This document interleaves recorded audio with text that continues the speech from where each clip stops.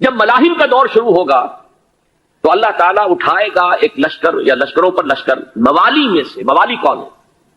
عربوں نے جب فتح کیا تھا اس پورے علاقے کو خلافت راشدہ کے دوران، اور پھر وہ لوگ جو ہے ایک رائے تو یہ تھی کہ غلام بنایا جائے ساری آبادیوں کو، لیکن یہ کہ حضرت عمر کا اجتہاد تھا اس کے مطابق جو غلام نہیں بنایا گیا تو وہ موالی کی حیثیت رکھتے ہیں. عربوں میں دم نہیں ہے، موالی میں سے لشکر اٹھیں گے کہ جو در حقیقت حضرت مہدی کی حکومت کو قائم کرے گی. دوسری حدیث سنیے، ان عبداللہ بن الحارث رضی اللہ تعالی عنہ، اور یہ ابن ماجہ کی روایت ہے، قال قال رسول اللہ صلی اللہ علیہ وسلم یخرج الناس من المشرق فیوقعون للمہدی علی سلطانہ. لشکر نکلیں گے، لوگ آئیں گے مشرق سے اور وہ حضرت مہدی کی حکومت کو جمائیں گے اور قائم کریں گے. اب ذرا نوٹ کیجئے کہ جزیرہ نما عرب کے مشرق میں کون سے ملک ہیں؟ 3: ایران، افغانستان، پاکستان. یہ 3 سالڈ مسلم ممالک، مسلم آبادی اکثریت. ویسے تو یہ کہ آگے ہندوستان میں 20 کروڑ مسلمان ہیں، لیکن وہ 20 کروڑ جو ہے وہ تو 80 کروڑ کے اندر تحلیل ہو جاتے ہیں غیر مسلموں میں. لیکن یہاں جو معاملہ ہے یہ غالب اکثریت کے. ان میں سے ایران کا معاملہ جہاں تک ہے نمبر 1 یہ کہ وہ شیعہ عقائد کے حصار میں بند ہے، اس سے ادھر ادھر ہونا اس کے لیے ممکن نہیں. حدیث میں یہ بھی آتا کہ اصفہان سے 70,000 یہودی دجال کا ساتھ دیں گے. لیکن بہرحال خراسان ایک صوبہ ہے افغانستان کا اس وقت بھی شمال مشرقی کونے میں، مجھے امید ہے وہاں سے خیر کی، کیونکہ خراسان کا لفظ وہاں پہ شامل ہے. اور حضور کی حدیث میں بعد میں آپ کو سناؤں گا کہ خراسان سے فوجیں چلیں گی جو یروشلم کو دوبارہ حاصل کریں گی، فتح کریں گی. جیسے پہلے یروشلم کھویا عربوں نے تھا، دوبارہ حاصل کیا تھا کرد نے، کرد خون صلاح الدین ایوبی رحمۃ اللہ علیہ، ایسے اب پھر عربوں نے کھویا ہے، لیکن لینے والے خراسان سے لشکر آئیں گے. یخرج من خراسان رایات سود لا یردها شیء حتی تنصب بإیلیا. خراسان کے علاقے سے کالے علم لے کر لشکر چلیں گے جن کے رخ کو کوئی موڑ نہیں سکے گا جب تک کہ وہ جا کر یروشلم میں نصب نہ ہو جائے. اس کے بعد نام آتا ہے پاکستان کا. یہ ہے میری اور آپ کی داستان، اور یہ ہے سبب جس کی وجہ سے کہ میں آپ سے یہ گفتگو کر رہا ہوں. اصل میں تو کس لیے؟ محض ایک علمی استفادہ، محض اپنی بعض آراء کو ظاہر کرنے کا شوق نہیں، بلکہ یہ کہ اپنی ذمہ داری ہم پہچانیں کہ ہم کس مقام پر کھڑے ہیں. دیکھیے اس پاکستان کے بارے میں یا ہندوستان کے بارے میں علامہ اقبال نے کہا تھا اپنے ترانہ ملی میں، میر عرب کو آئی ٹھنڈی ہوا جہاں سے، میرا وطن وہی ہے، میرا وطن وہی ہے. اور مجھے بتایا گیا کہ سنن ابی داؤد میں یہ روایت موجود ہے کہ حضور نے فرمایا کہ ہندوستان کی طرف سے مجھے ٹھنڈی ہوا آتی، اگرچہ مجھے وہ حدیث ابھی نہیں ملی ہے، لیکن حزب التحریر کا ایک کارڈ مجھے ملا تھا تو اس میں اس حدیث کا اور اس میں ابن داؤد ابو داؤد کا روایت کا حوالہ موجود تھا. لیکن میں جو چیز آپ کو بتا چکا ہوں وہ یہ کہ الف ثانی کا پورا تجدیدی کارنامہ اس ہندوستان کی سرزمین میں ہوا. مجدد الف ثانی شیخ احمد سرندی، شاہ ولی اللہ دہلوی، سید احمد بریلوی، وہ تو ہمارے پاکستان میں آ کر جو ہے ان کا خون جذب ہوا ارض پاکستان میں. پھر شیخ الہند مولانا محمود حسن. تحریک خلافت چلی تو صرف ہندوستان میں چلی اور کہیں نہیں چلی. آزادی کی تحریک چلی پوری دنیا میں، وہ نیشنلزم کی بنیاد پر چلی، ملے نیشنلزم، عرب نیشنلزم، ترک نیشنلزم. ہمارے ہاں چلی تو اسلام کے نام پر پاکستان کا مطلب کیا؟ لا الہ الا اللہ. پھر پاکستان قائم ہوا معجزے کے طور پر، بلکہ نازل ہوا ہے لیلۃ القدر میں، انا انزلناہ فی لیلۃ القدر. جیسے قرآن نازل ہوا لیلۃ القدر میں، یہ پاکستان بھی نازل ہوا لیلۃ القدر میں. اس کا برقرار رہنا ابھی تک معجزہ ہے. ہندو یہ سمجھتا تھا، کانگریس سمجھتی تھی کہ جھٹپٹ ختم ہو جائے گا. پھر یہ کہ اس کا قرارداد مقاصد کا پاس ہو جانا، مزید بھی اور اضافی دفعات دستور میں آ جانا، اب کمرشل انٹرسٹ کو ربا قرار دے کر حرام قرار دینا، یہ سارے لینڈ مارکس ہیں کہ جو اشارہ کر رہے ہیں کسی چیز کی طرف، معاملہ کدھر جا رہا ہے. پھر یہ کہ یہ جو 14ویں صدی کے مجدد تھے شیخ الہند، اس کے بعد سے کچھ ایسی شخصیتیں عظیم پیدا ہوئی ہیں ہند میں جن کو میں سمجھتا ہوں کہ 14ویں صدی کے مجدد اور 15ویں صدی کے مجدد کے درمیان یہ 15ویں صدی کے مجدد کی راہ کو سیدھا کرنے والے، جیسے کہ حضرت یحییٰ نے کہا تھا میں تو آنے والے کا راستہ سیدھا کر رہا ہوں حضرت عیسیٰ کے لیے، ایسے ہی 15ویں صدی کے لیے امام مہدی کے لیے راستہ صاف کرنے والے سب سے پہلے علامہ اقبال، جنہوں نے اسلام کا تصور دین کی حیثیت سے دوبارہ زندہ کیا ہے، ورنہ اسلام ایک مذہب کی شکل اختیار کر چکا تھا. پھر مولانا مودودی، مولانا ابوالکلام آزاد حکومت الہیہ کے نعرے کے ساتھ میدان میں آئے. یہ اقبال نے جو تصور پیش کیا تھا اس پر عملی جد و جہد کے لیے حزب اللہ قائم ہوئی. نوٹ کر لیجیے 11 برس کا فرق ہے عمر کا علامہ اقبال کے اور ابوالکلام کے. اور 1913 میں جب حزب اللہ قائم کی ہے اس وقت علامہ اقبال کی ملی شاعری اپنے عروج کو پہنچ چکی تھی. پھر یہ کہ علامہ اقبال کے بعد تعبیر جو ہے اسلام کی وہ ابوالکلام نے کی، لیکن روایتی علماء کی شدید مخالفت کی وجہ سے وہ بدل ہو گئے، چھوڑ گئے، کانگریس میں شامل ہو گئے، بساط جو ہے حزب اللہ کی انہوں نے لپیٹ دی. پھر مولانا مودودی آئے، انہوں نے وہ ڈور جو ہے اس کا سرا تھاما، جماعت اسلامی قائم کی حکومت الہیہ ہی کے قیام کے لیے. اگرچہ میرے نزدیک یہ کہ وہ انتخابی اور ایک قومی سیاست کی ایک جماعت بن کر پاکستان میں جو ہے دلدل میں پھنس گئی ہے. اب ہم اس کی کوشش کر رہے ہیں, تنظیم اسلامی اور یہ تحریک خلافت جس کے تحت یہ جلسہ ہو رہا ہے, یہ ساری چیزیں وہ ہیں کہ آپ کو سوائے پاکستان کے اور کہیں نہیں ملیں گی پوری دنیا. معلوم ہوتا ہے کہ پاکستان کو بہت بڑا رول پلے کرنا ہے اس میں, اور اس کے ساتھ اب جمع کر لیجئے افغانستان کی عمارت افغانستان, اسلامی عمارت افغانستان قائم ہو چکی ہے. یہ پچھلے 20 سالوں میں جو کچھ وہاں ہوتا رہا ہے اس سے پہلے تصور نہیں ہو سکتا تھا. کابل جو ہے وہ تو جیسے پیرس کا تمدن تھا ویسے کابل کا تھا, وہی لباس وہی اسکرٹس. یہاں جب آئے تھے شاہ ظاہر شاہ سرکاری دورے پر تو ان کی جو ملکہ صاحبہ تھی ان کے ساتھ اسکرٹ میں ملبوس تھی. کابل جو ہے وہ بالکل ایک پیرس کی طرح کا شہر تھا. آج کابل جو ہے جا کر دیکھیے, علامہ اقبال کے فرزند بھی دیکھ کر آئے ہیں, تو اگرچہ وہ خود میں سمجھتا ہوں کہ خاصے انہیں آپ لبرل کہیں, آزاد خیال کہیں, لیکن اس درجے متاثر ہو کر آئے تھے کہ انہوں نے یہ کہا افغانستان میں جو میں نے حالات دیکھے ہیں کہ اگر 2-4 اور مسلمان ملکوں کے اندر یہ نظام قائم ہو جائے تو پوری دنیا مسلمان ہو جائے گی. یہ سب کچھ کیسے ہو رہا ہے؟ یہ آنے والے دور کی جھلکیاں ہیں. Coming events are casting their shadows before. یہ سب بتا رہے ہیں کہ پاکستان افغانستان کو مل کر اس میں کوئی عظیم رول پلے کرنا ہے.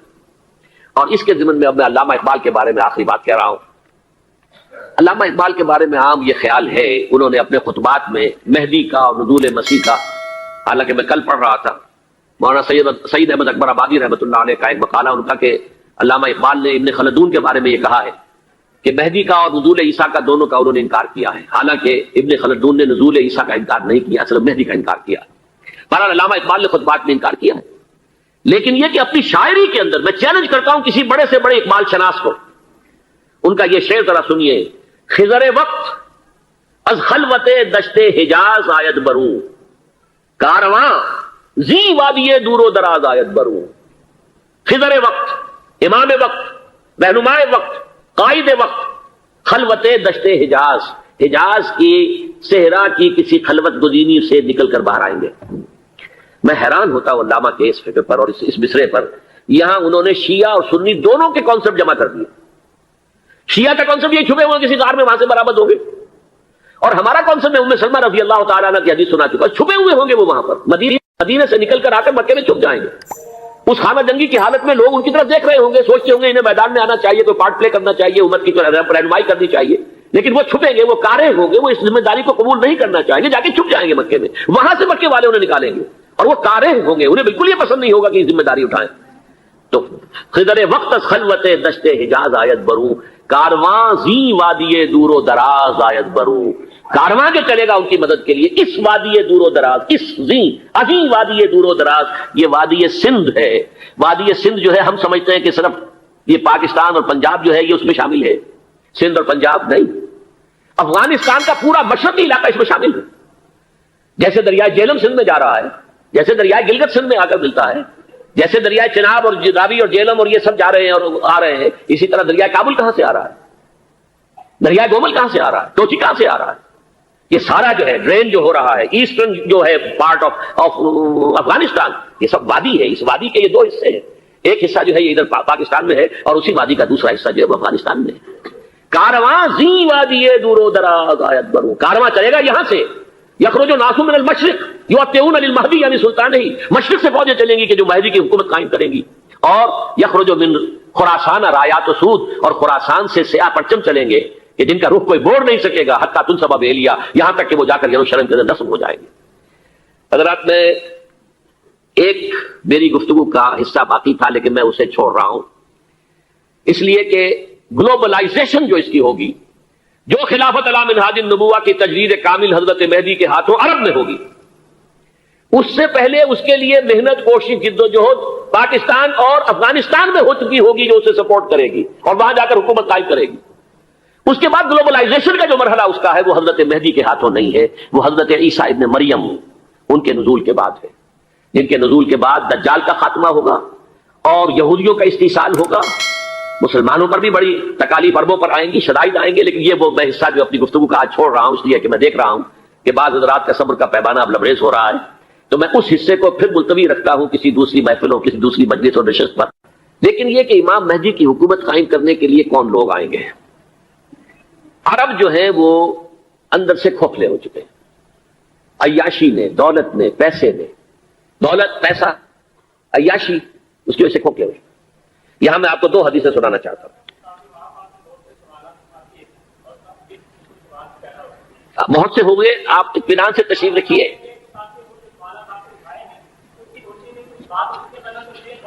بہت ہوگی، بات ہوگی، آپ اس طرح صبر سے سن لیجئے. میں تقریباً اپنی گفتگو کے اختتام تک پہنچ رہا ہوں. سنن ابن ماجہ کی روایت ہے حضرت ابو ہریرہ سے رضی اللہ تعالی عنہ قال قال رسول اللہ صلی اللہ علیہ وسلم اذا وقعت الملاحم بعث اللہ بعثا من الموالی هم اکرم العرب فرسا واجودهم سلاحا یوید اللہ بهم الدین. رواہ ابن ماجہ عن ابی ہریرہ رضی اللہ تعالی عنہ.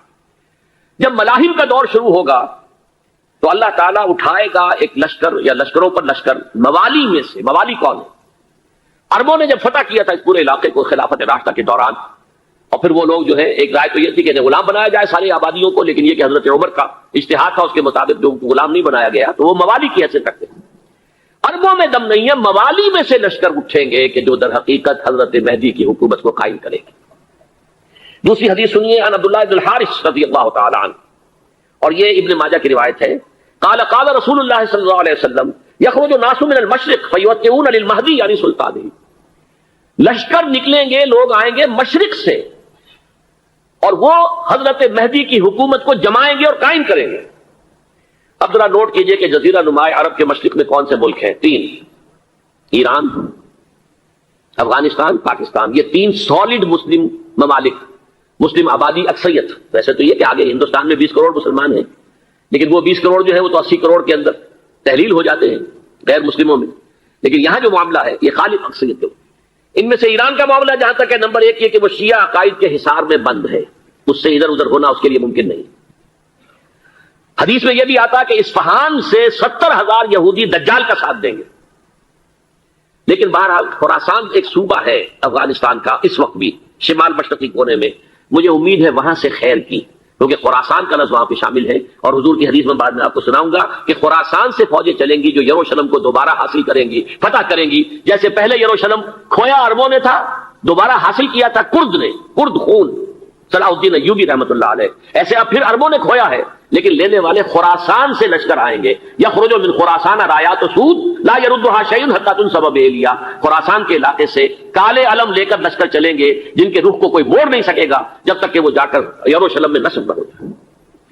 اس کے بعد نام آتا ہے پاکستان کا. یہ ہے میری اور آپ کی داستان، اور یہ ہے سبب جس کی وجہ سے کہ میں آپ سے یہ گفتگو کر رہا ہوں. اصل میں تو کس لیے؟ محض ایک علمی استفادہ، محض اپنی بات آراء کو ظاہر کرنے کا شوق نہیں، بلکہ یہ کہ اپنی ذمہ داری ہم پہچانے کہ ہم کس مقام پر کھڑے ہیں. دیکھیے اس پاکستان کے بارے میں یا ہندوستان کے بارے میں علامہ اقبال نے کہا تھا اپنے ترانہ ملی میں، میر عرب کو آئی ٹھنڈی ہوا جہاں سے، میرا وطن وہی ہے، میرا وطن وہی ہے. اور مجھے بتایا گیا کہ سنن ابی داؤد میں یہ روایت موجود ہے کہ حضور نے فرمایا کہ ہندوستان کی طرف سے مجھے ٹھنڈی ہوا آتی، اگرچہ مجھے وہ حدیث ابھی نہیں ملی ہے، لیکن حزب التحریر کا ایک کارڈ مجھے ملا تھا، تو اس میں اس حدیث کا اور اس میں ابن داؤد ابو داؤد کا روایت کا حوالہ موجود تھا. لیکن میں جو چیز آپ کو بتا چکا ہوں وہ یہ کہ الف ثانی کا پورا تجدیدی کارنامہ اس ہندوستان کی سرزمین میں ہوا. مجدد الف ثانی شیخ احمد سرندی، شاہ ولی اللہ دہلوی، سید احمد بریلوی، وہ تو ہمارے پاکستان میں آ کر جو ہے ان کا خون جذب ہوا ارض پاکستان. پھر شیخ الہند مولانا محمود حسن. تحریک خلافت چلی تو صرف ہندوستان میں چلی اور کہیں نہیں چلی. آزادی کی تحریک چلی پوری دنیا میں، وہ نیشنلزم کی بنیاد پر چلی، ملے نیشنلزم، عرب نیشنلزم، ترک نیشنلزم. ہمارے یہاں چلی تو اسلام کے نام پر. پاکستان کا مطلب کیا؟ لا الہ الا اللہ. پھر پاکستان قائم ہوا معجزے کے طور پر، بلکہ نازل ہوا ہے ليلۃ القدر میں. انا انزلناه فی ليلۃ القدر، جیسے قرآن نازل ہوا ہے ليلۃ القدر میں، یہ پاکستان بھی نازل ہوا ہے ليلۃ القدر میں. اس کا برقرار رہنا ابھی تک معجزہ ہے. ہندو یہ سمجھتا تھا، کانگریس سمجھتی تھی کہ جھٹپٹ ختم ہو جائے گا.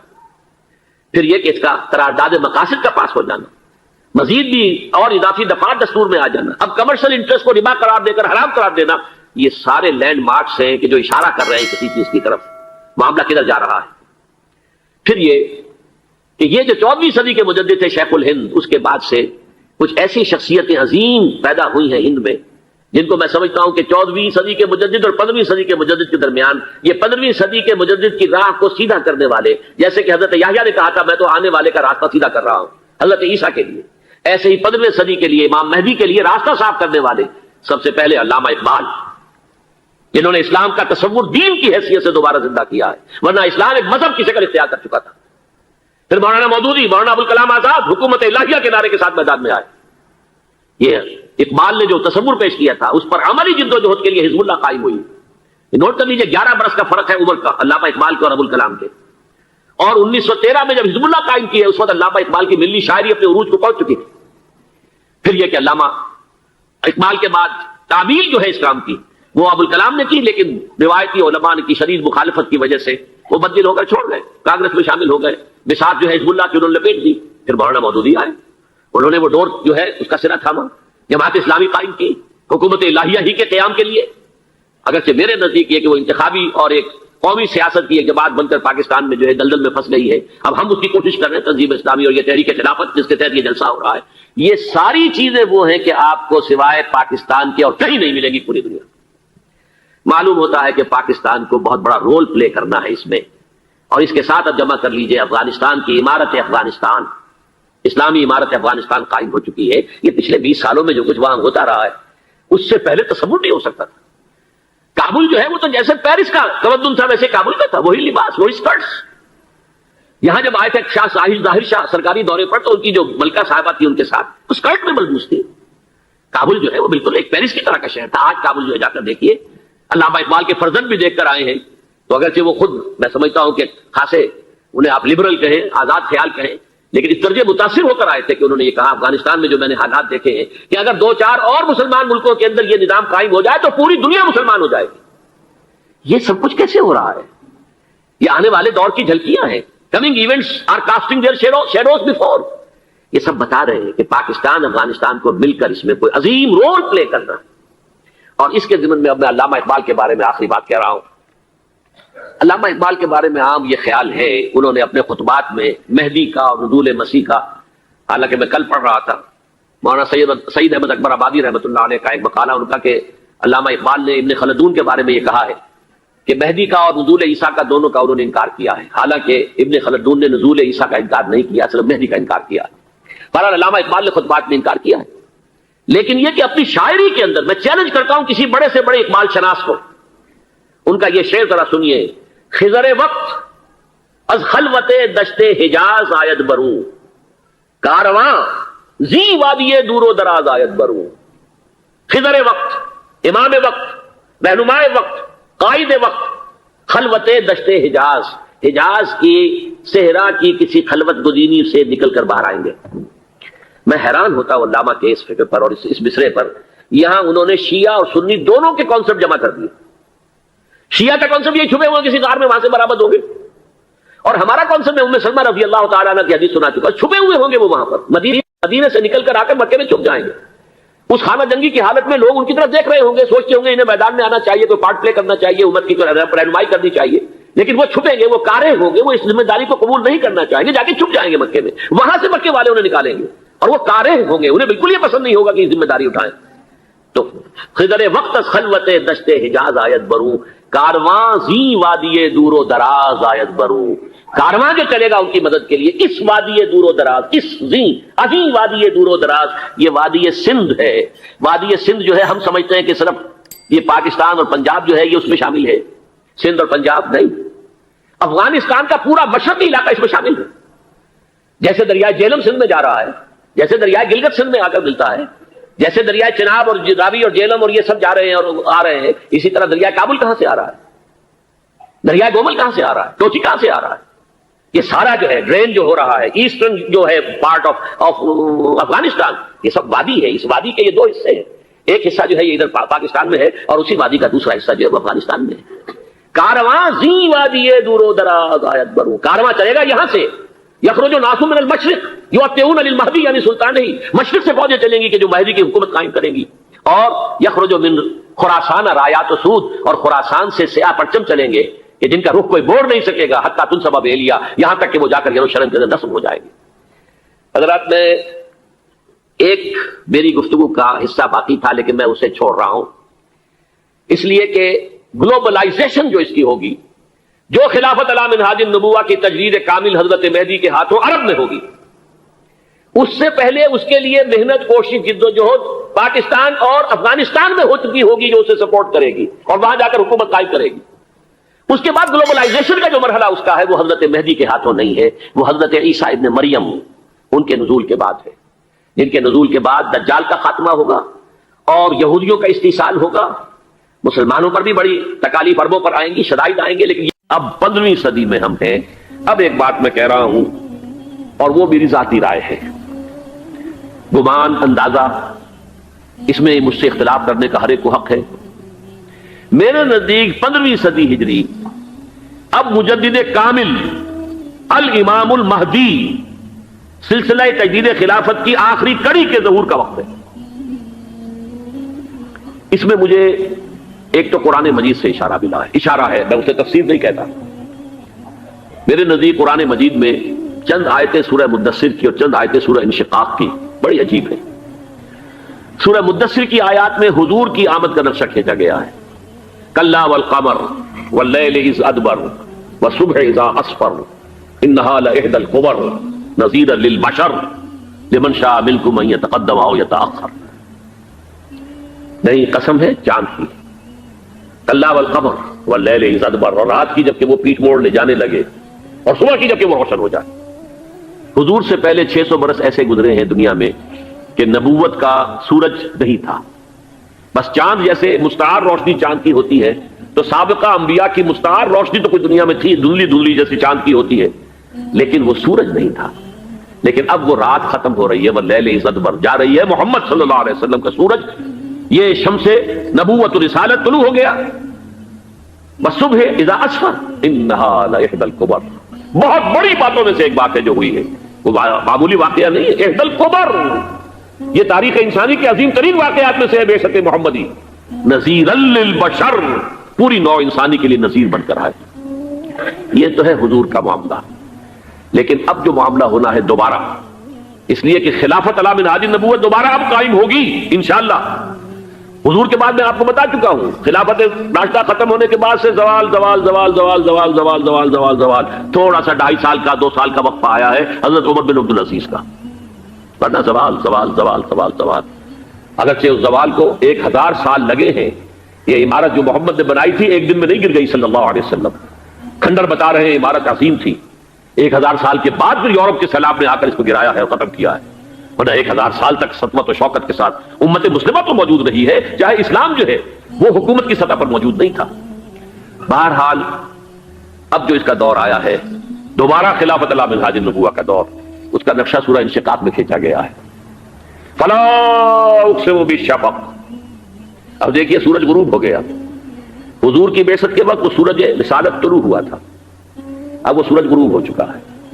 سورج کے غروب ہونے کے بعد صرف روشنی رہ جاتی ہے شفق کی، سرخ سی، بس وہی باقی رہ گئی، اور باقی کیا رہ گیا؟ بدا الاسلام غریبا ویسعود کما بدا فطوبی للغرباء، فلا اقسم بالشفق واللیل وما وسق، رات کی سی تاریکی ہے اور جو کچھ اس نے اپنے اندر جمع کر لیا ہے، والقمر اذا اتسق، اور قسم ہے چاند کی جبکہ وہ بھر جائے، پورا بھرتا ہے کتنے دنوں میں؟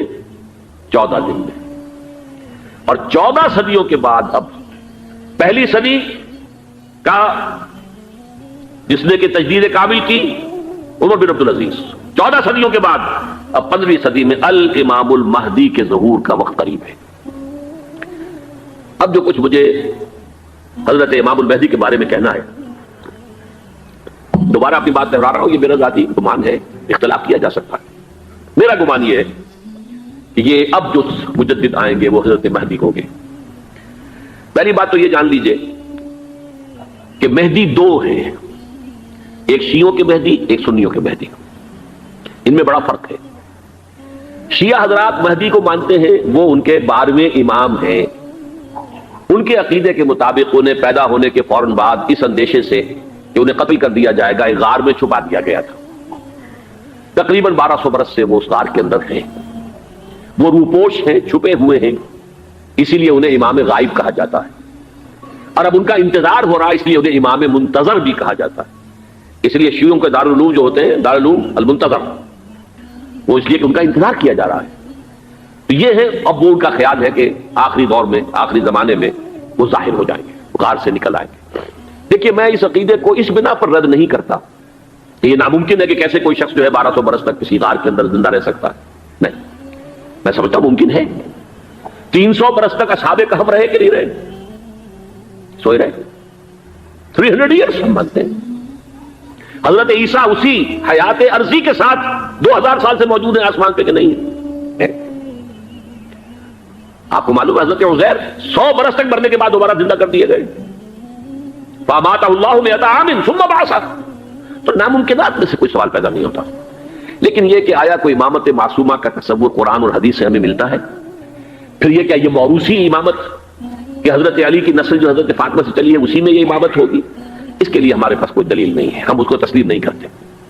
ہم تو سمجھتے ہیں کہ معصومیت ختم ہو گئی محمد الرسول اللہ صلی اللہ علیہ وسلم پر. خاتم المعصومین ہے محمد الرسول اللہ.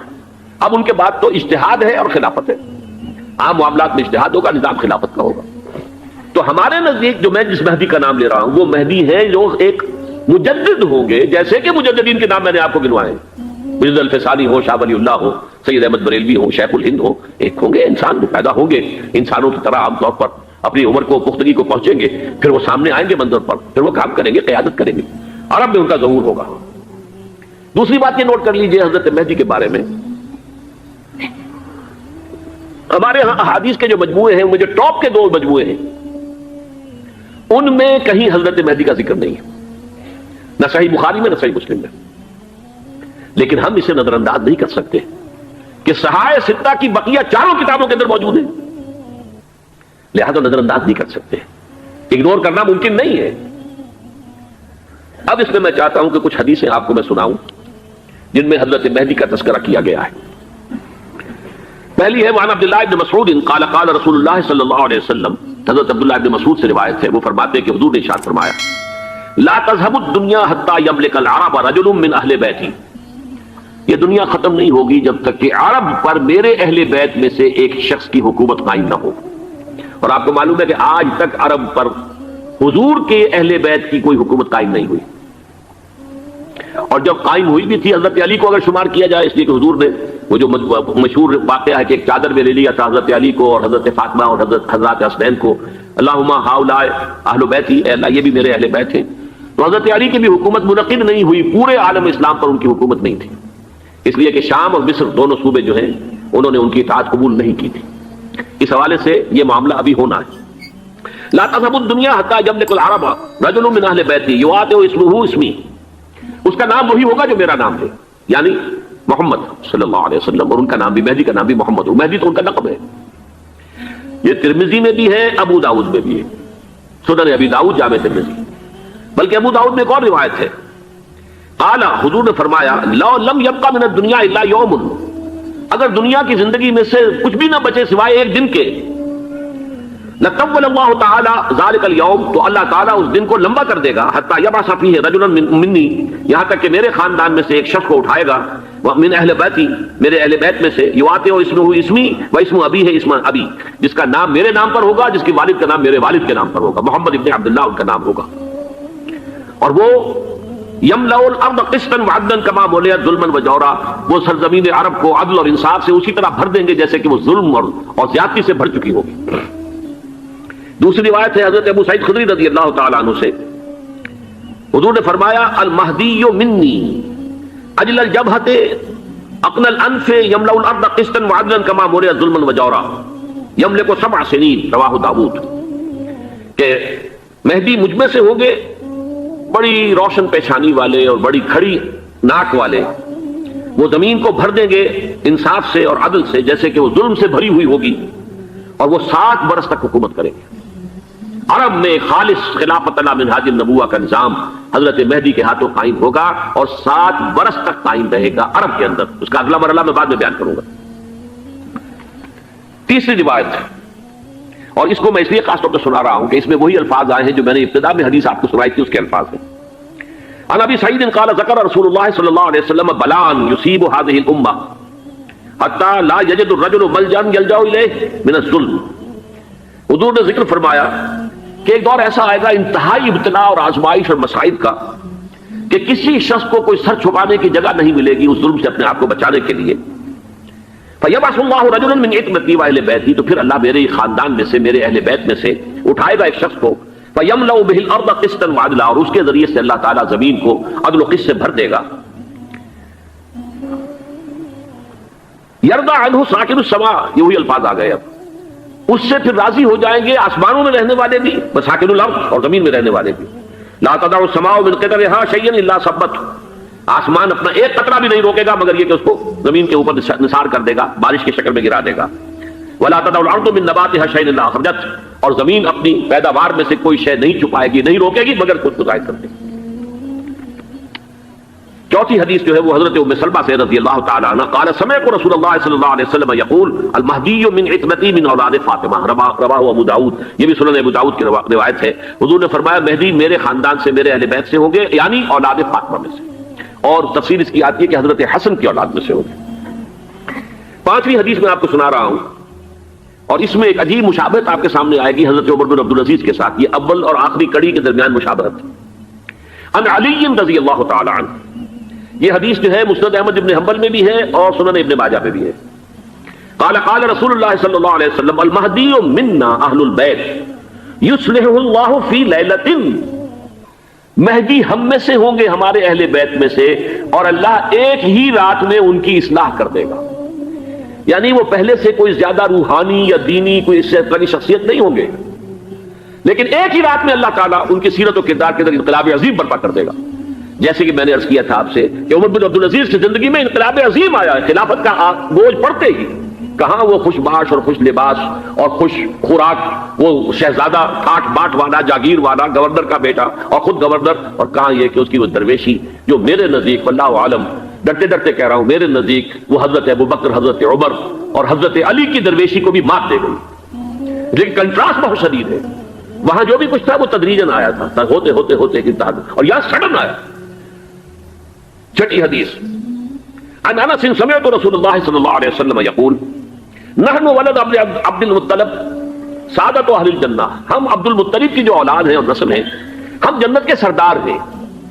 اور پھر آپ نے نام گنوائے ہیں، انا وحمزۃ وعلی وجعفر والحسن والحسین والمہدی، میں خود اور حضرت حمزہ بنو عبد المطلب میں سے، عبد المطلب کے بیٹے، اور علی اور جعفر حضرت علی کے بھائی جعفر طیار، اور حسن اور حسین حضرت فاطمہ کے لخت جگر حضرت علی کے بیٹے، والمہدی، اور آخر میں جا کر پھر مہدی. اب میں آپ کو ایک حدیث سنانے چلا ہوں، اس میں ایک عجیب نقشہ سامنے آتا ہے کہ یہ مہدی جب ظاہر ہوں گے تو کس طور سے ظاہر ہوں گے، ان کے ظہور کی کیفیت کیا ہوگی، کیف یظہر. یہ روایت ہے حضرت ام سلمہ سے رضی اللہ تعالی عنہا، حضور کی زوجہ محترمہ ہے. فرماتی ہیں ام سلمہ عن النبی صلی اللہ علیہ وسلم قال یکون اختلاف عند موت خلیفۃ.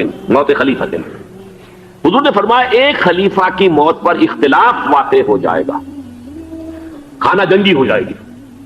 فیخرج رجل من اہل المدینہ حاربا الی مکہ، پھر مدینے کے لوگوں میں سے ایک شخص نکلے گا، بھاگے گا اور جا کر پناہ لے گا اور چھپ جائے گا مکے میں. فیاتیہ ناس من اہل مکہ، پھر اس کے پاس آئیں گے اہل مکہ، مکہ کے لوگ، فیخرجونہ، اور اسے نکالیں گے، جہاں وہ چھپے ہوئے ہوں گے وہاں سے نکالیں گے.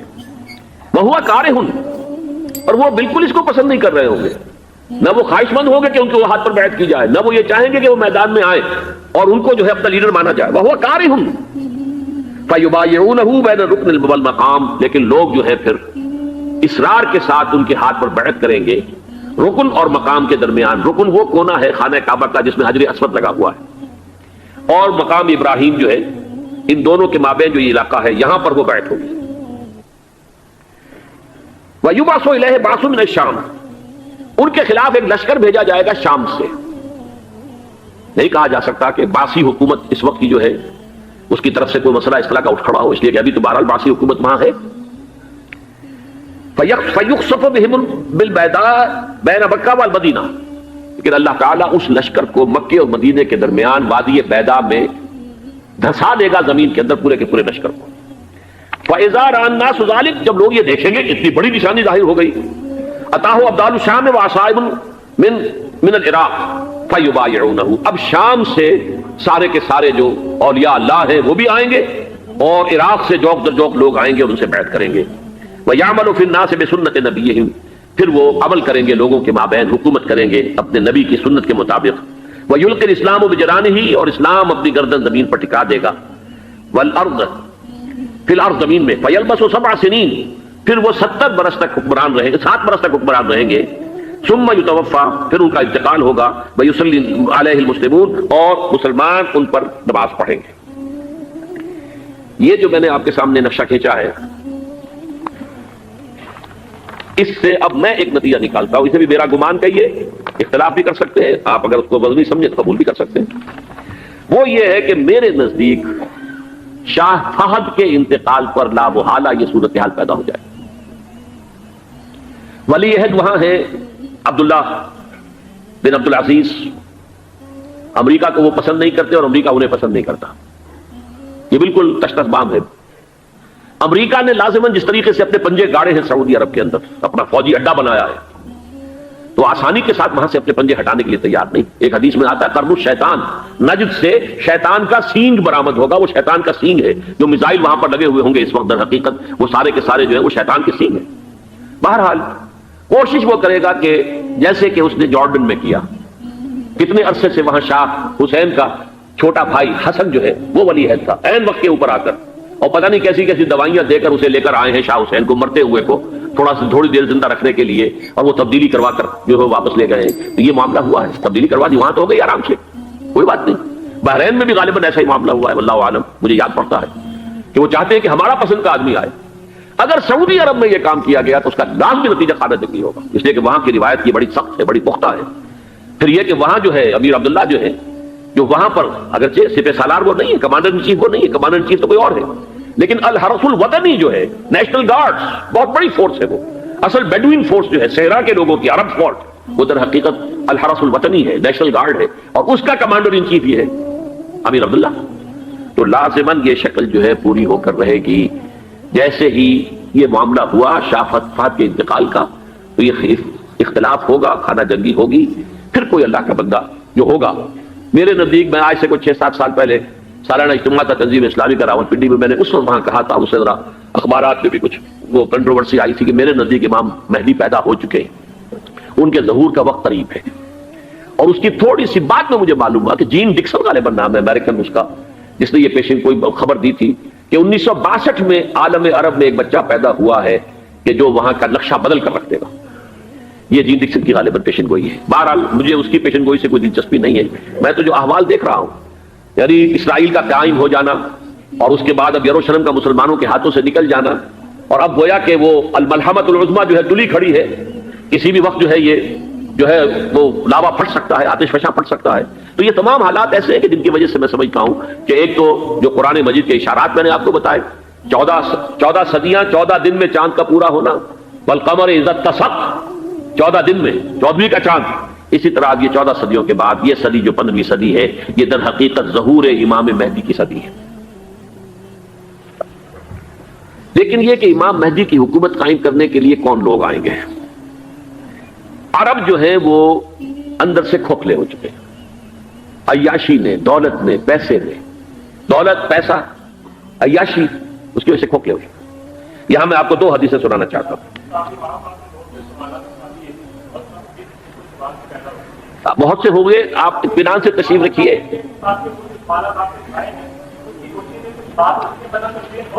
بہت ہوگی، بات ہوگی، آپ اس طرح صبر سے سن لیجئے. میں اب تقریباً اپنی گفتگو کے اختتام تک پہنچ رہا ہوں.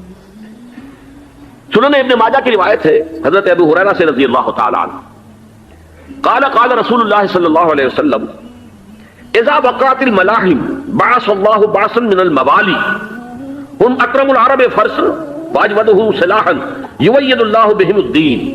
رواہ ابن ماجہ عن ابی ہریرہ رضی اللہ تعالی عنہ. جب ملاحم کا دور شروع ہوگا تو اللہ تعالیٰ اٹھائے گا ایک لشکر یا لشکروں پر لشکر موالی میں سے. موالی کون ہے؟ عربوں نے جب فتح کیا تھا اس پورے علاقے کو خلافت راشدہ کے دوران، اور پھر وہ لوگ جو ہے، ایک رائے تو یہ تھی کہ غلام بنایا جائے ساری آبادیوں کو، لیکن یہ کہ حضرت عمر کا اجتہاد تھا، اس کے مطابق ان کو غلام نہیں بنایا گیا، تو وہ موالی کی حیثیت رکھتے ہیں. عربوں میں دم نہیں ہے، موالی میں سے لشکر اٹھیں گے کہ جو در حقیقت حضرت مہدی کی حکومت کو قائم کرے گی. دوسری حدیث سنیے عن عبداللہ بن الحارث رضی اللہ تعالی عنہ، اور یہ ابن ماجہ کی روایت ہے. قال قال رسول اللہ صلی اللہ علیہ وسلم یخرج الناس من المشرق فیوطئون للمہدی یعنی سلطانی. لشکر نکلیں گے، لوگ آئیں گے مشرق سے، اور وہ حضرت مہدی کی حکومت کو جمائیں گے اور قائم کریں گے. اب ذرا نوٹ کیجئے کہ جزیرہ نما عرب کے مشرق میں کون سے ملک ہیں؟ 3: ایران، افغانستان، پاکستان. یہ 3 سالڈ مسلم ممالک، مسلم آبادی اکثریت. ویسے تو یہ کہ آگے ہندوستان میں 20 کروڑ مسلمان ہیں، لیکن وہ 20 کروڑ جو ہے وہ تو 80 کروڑ کے اندر تحلیل ہو جاتے ہیں غیر مسلموں میں. لیکن یہاں جو معاملہ ہے یہ خالص اکثریت کے. ان میں سے ایران کا معاملہ جہاں تک ہے، نمبر 1 یہ کہ وہ شیعہ عقائد کے حصار میں بند ہے، اس سے ادھر ادھر ہونا اس کے لیے ممکن نہیں. حدیث میں یہ بھی آتا کہ اصفہان سے 70,000 یہودی دجال کا ساتھ دیں گے. لیکن بہرحال خراسان ایک صوبہ ہے افغانستان کا اس وقت بھی شمال مشرقی کونے میں، مجھے امید ہے وہاں سے خیر کی، کیونکہ خراسان کا لفظ وہاں پہ شامل ہے. اور حضور کی حدیث میں بعد میں آپ کو سناؤں گا کہ خراسان سے فوجیں چلیں گی جو یروشلم کو دوبارہ حاصل کریں گی، فتح کریں گی. جیسے پہلے یروشلم کھویا عربوں نے تھا، دوبارہ حاصل کیا تھا کرد نے، کرد خون صلاح الدین ایوبی رحمۃ اللہ علیہ، ایسے اب پھر عربوں نے کھویا ہے. لیکن لینے والے خراسان سے لشکر آئیں گے. یخرج من خراسان رایات سود لا يردها شيء حتى تنصب بإيلیا. خراسان کے علاقے سے کالے علم لے کر لشکر چلیں گے جن کے روح کو کوئی موڑ نہیں سکے گا جب تک کہ وہ جا کر یروشلم میں نصب نہ ہو جائے. اس کے بعد نام آتا ہے پاکستان کا. یہ ہے میری اور آپ کی داستان، اور یہ ہے سبب جس کی وجہ سے کہ میں آپ سے یہ گفتگو کر رہا ہوں. اصل میں تو کس لیے؟ محض ایک علمی استفادہ، محض اپنی بات آراء کو ظاہر کرنے کا شوق نہیں، بلکہ یہ کہ اپنی ذمہ داری ہم پہچانے کہ ہم کس مقام پر کھڑے ہیں. دیکھیے اس پاکستان کے بارے میں یا ہندوستان کے بارے میں علامہ اقبال نے کہا تھا اپنے ترانہ ملی میں، میر عرب کو آئی ٹھنڈی ہوا جہاں سے، میرا وطن وہی ہے، میرا وطن وہی ہے. اور مجھے بتایا گیا کہ سنن ابی داؤد میں یہ روایت موجود ہے کہ حضور نے فرمایا کہ ہندوستان کی طرف سے مجھے ٹھنڈی ہوا آتی، اگرچہ مجھے وہ حدیث ابھی نہیں ملی ہے، لیکن حزب التحریر کا ایک کارڈ مجھے ملا تھا، تو اس میں اس حدیث کا اور اس میں ابن داؤد ابو داؤد کا روایت کا حوالہ موجود تھا. لیکن میں جو چیز آپ کو بتا چکا ہوں وہ یہ کہ الف ثانی کا پورا تجدیدی کارنامہ اس ہندوستان کی سرزمین میں ہوا. مجدد الف ثانی شیخ احمد سرندی، شاہ ولی اللہ دہلوی، سید احمد بریلوی، وہ تو ہمارے پاکستان میں آ کر جو ہے ان کا خون جذب ہوا ارض پاکستان میں. پھر شیخ الہند مولانا محمود حسن. تحریک خلافت چلی تو صرف ہندوستان میں چلی اور کہیں نہیں چلی. آزادی کی تحریک چلی پوری دنیا میں، وہ نیشنلزم کی بنیاد پر چلی، ملے نیشنلزم، عرب نیشنلزم، ٹرک نیشنلزم. ہمارے ہاں چلی تو اسلام کے نام پر. پاکستان کا مطلب کیا؟ لا الہ الا اللہ. پھر پاکستان قائم ہوا معجزے کے طور پر، بلکہ نازل ہوا ہے لیلۃ القدر میں. انا انزلناہ فی لیلۃ القدر، جیسے قرآن نازل ہوا لیلۃ القدر میں، یہ پاکستان بھی نازل ہوا لیلۃ القدر میں. اس کا برقرار رہنا ابھی تک معجزہ ہے. ہندو یہ سمجھتا تھا، کانگریس سمجھتی تھی کہ جھٹپٹ ختم ہو جائے گا. پھر یہ کہ اس کا قرارداد مقاصد کا پاس ہو جانا، مزید بھی اور اضافی دفعات دستور میں آ جانا، اب کمرشل انٹرسٹ کو ربا قرار دے کر حرام قرار دینا، یہ سارے لینڈ مارکس ہیں کہ جو اشارہ کر رہے ہیں کسی چیز کی طرف، معاملہ کدھر جا رہا ہے. پھر یہ کہ یہ جو 14ویں صدی کے مجدد تھے شیخ الہند، اس کے بعد سے کچھ ایسی شخصیتیں عظیم پیدا ہوئی ہیں ہند میں جن کو میں سمجھتا ہوں کہ 14ویں صدی کے مجدد اور 15ویں صدی کے مجدد کے درمیان یہ 15ویں صدی کے مجدد کی راہ کو سیدھا کرنے والے، جیسے کہ حضرت یحییٰ نے کہا تھا میں تو آنے والے کا راستہ سیدھا کر رہا ہوں حضرت عیسیٰ کے لیے، ایسے ہی 15ویں صدی کے لیے امام مہدی کے لیے راستہ صاف کرنے والے سب سے پہلے علامہ اقبال، جنہوں نے اسلام کا تصور دین کی حیثیت سے دوبارہ زندہ کیا ہے، ورنہ اسلام ایک مذہب کی شکل اختیار کر چکا تھا. پھر مولانا مودودی، مولانا ابوالکلام آزاد حکومت الہیہ کے نعرے کے ساتھ میدان میں آئے. یہ اقبال نے جو تصور پیش کیا تھا اس پر عملی جدوجہد کے لیے حزب اللہ قائم ہوئی. نوٹ کر لیجئے 11 برس کا فرق ہے عمر کا علامہ اقبال کے اور ابوالکلام کے. اور 1913 میں جب حزب اللہ قائم کی ہے اس وقت علامہ اقبال کی ملی شاعری اپنے عروج کو پہنچ چکی تھی. پھر یہ کہ علامہ اقبال کے بعد تعمیل جو ہے اس کام کی وہ ابوالکلام نے کی، لیکن روایتی علماء کی شدید مخالفت کی وجہ سے وہ بددل ہو کر چھوڑ گئے، کانگریس میں شامل ہو گئے، بساط جو ہے حزب اللہ کی انہوں نے لپیٹ دی.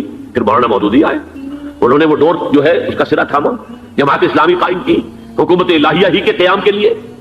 اگرچہ میرے نزدیک یہ کہ وہ انتخابی اور ایک قومی سیاست کی ایک جماعت بن کر پاکستان میں جو ہے دلدل میں پھنس گئی ہے، اب ہم اس کی کوشش کر رہے ہیں تنظیم اسلامی اور یہ تحریک خلافت جس کے تحت یہ جلسہ ہو رہا ہے. یہ ساری چیزیں وہ ہیں کہ آپ کو سوائے پاکستان کے اور کہیں نہیں ملیں گی پوری دنیا. معلوم ہوتا ہے کہ پاکستان کو بہت بڑا رول پلے کرنا ہے اس میں. اور اس کے ساتھ اب جمع کر لیجئے افغانستان کی عمارت افغانستان، اسلامی عمارت افغانستان قائم ہو چکی ہے. یہ پچھلے 20 سالوں میں جو کچھ وہاں ہوتا رہا ہے اس سے پہلے تصور نہیں ہو سکتا تھا. کابل جو ہے وہ تو جیسے پیرس کا تمدن تھا ویسے کابل کا تھا، وہی لباس، وہی اسکرٹس. یہاں جب آئے تھے شاہ ظاہر شاہ سرکاری دورے پر تو ان کی جو ملکہ صاحبہ تھی ان کے ساتھ اسکرٹ میں ملبوس تھی.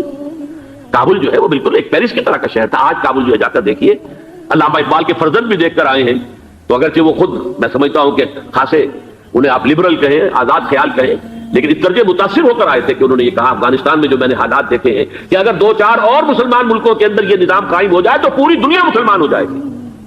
یہ سب کچھ کیسے ہو رہا ہے؟ یہ آنے والے دور کی جھلکیاں ہیں. Coming events are casting their shadows before. یہ سب بتا رہے ہیں کہ پاکستان افغانستان کو مل کر اس میں کوئی عظیم رول پلے کرنا ہے. اور اس کے ضمن میں اب میں علامہ اقبال کے بارے میں آخری بات کہہ رہا ہوں. علامہ اقبال کے بارے میں عام یہ خیال ہے، انہوں نے اپنے خطبات میں مہدی کا اور نزول مسیح کا، حالانکہ میں کل پڑھ رہا تھا مولانا سعید احمد اکبر آبادی رحمۃ اللہ علیہ کا ایک مقالہ ان کا کہ علامہ اقبال نے ابن خلدون کے بارے میں یہ کہا ہے کہ مہدی کا اور نزول عیسیٰ کا دونوں کا انہوں نے انکار کیا ہے، حالانکہ ابن خلدون نے نزول عیسیٰ کا انکار نہیں کیا، صرف مہدی کا انکار کیا. بہرحال علامہ اقبال نے خطبات میں انکار کیا ہے. لیکن یہ کہ اپنی شاعری کے اندر میں چیلنج کرتا ہوں کسی بڑے سے بڑے اقبال شناس کو، ان کا یہ شعر ذرا سنیے. خضر وقت از خلوت دشت حجاز آیت بروں، کارواں زی وادی دور و دراز آیت بروں. خضر وقت، امام وقت، رہنمائے وقت، قائد وقت، خلوت دشت حجاز، حجاز کی صحرا کی کسی خلوت گزینی سے نکل کر باہر آئیں گے. میں حیران ہوتا ہوں علامہ کے اس فکر پر اور اس مصرے پر. یہاں انہوں نے شیعہ اور سنی دونوں کے کانسیپٹ جمع کر دیے. شیعہ کا کانسیپٹ یہ چھپے ہوئے کسی غار میں وہاں سے برآمد ہوں گے، اور ہمارا کانسیپٹ میں ام سلمہ رضی اللہ تعالیٰ عنہ کی حدیث سنا چکا، چھپے ہوئے ہوں گے وہ وہاں پر، مدینے سے نکل کر آ کر مکے میں چھپ جائیں گے. اس خانہ جنگی کی حالت میں لوگ ان کی طرف دیکھ رہے ہوں گے، سوچتے ہوں گے انہیں میدان میں آنا چاہیے، کوئی پارٹ پلے کرنا چاہیے، امت کی رہنمائی کرنی چاہیے، لیکن وہ چھپیں گے، وہ کارے ہوں گے، وہ اس ذمہ داری کو قبول نہیں کرنا چاہیں گے، جا کے چھپ جائیں گے مکے میں. وہاں سے مکے والے انہیں نکالیں گے، اور وہ کارے ہوں گے، انہیں بالکل یہ پسند نہیں ہوگا کہ یہ ذمہ داری اٹھائیں. تو خضر وقت از خلوت دشت حجاز آیت بروں، کارواں زی وادی دور و دراز آیت بروں. کارواں جو چلے گا ان کی مدد کے لیے اس وادی دور و دراز، اس زی عظیم وادی دور و دراز، یہ وادی سندھ ہے.